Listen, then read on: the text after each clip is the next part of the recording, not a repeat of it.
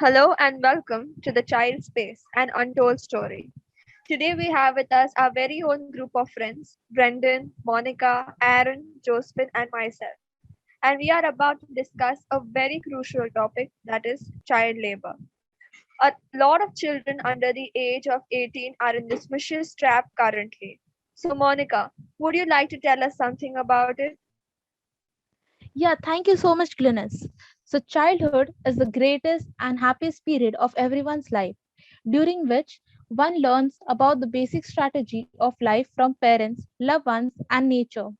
Child labor interferes with the proper growth and development of children in all aspects mentally, physically, socially, and intellectually.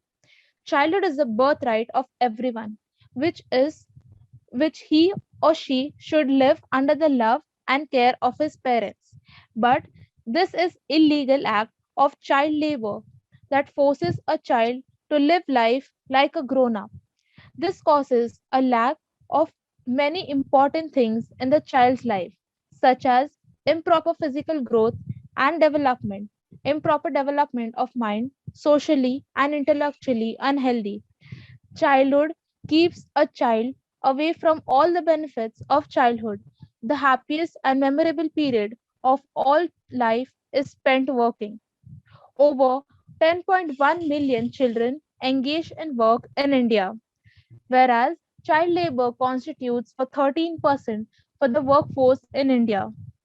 This illegal activity of child labor is increasing day by day, even after several rules and regulations by the government to completely ban the performance of child labor.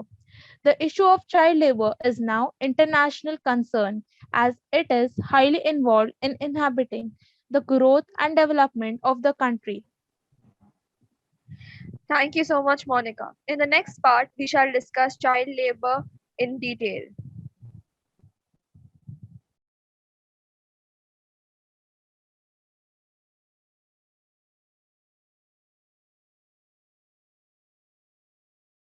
Child labor has clear negative effects on an individual's development and future. The first is that it puts their bodies in a very harmful way. The psychological effects of child labor should not be ignored. Some of the effects are depression and drugs.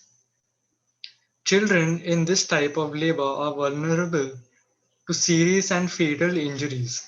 In environments with pesticides and toxins, brain damage is more likely.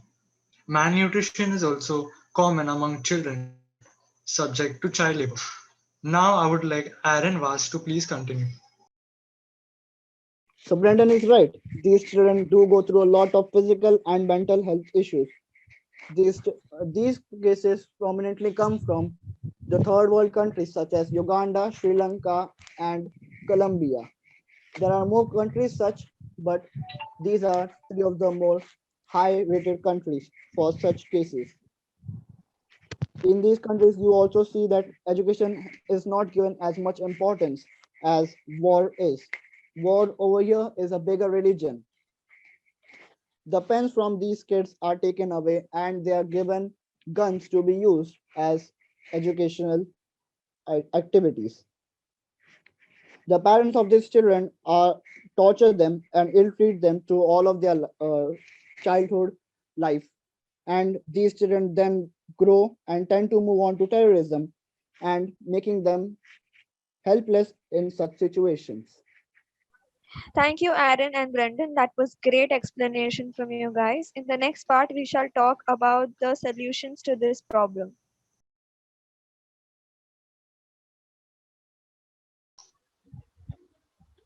So here are some solutions to combat this problem, such as creating inclusive learner-friendly environments for ages 3 to 18 across settings as diverse as slum and villages. Creating a dialogue with children and families to send children to school, provide admissions assistance. Create fun, meaningful experiences in school with child friendly and interactive teaching learning methods. Successfully bringing back out of school children, dropouts, and both never been to school children. street children, and child laborers to school.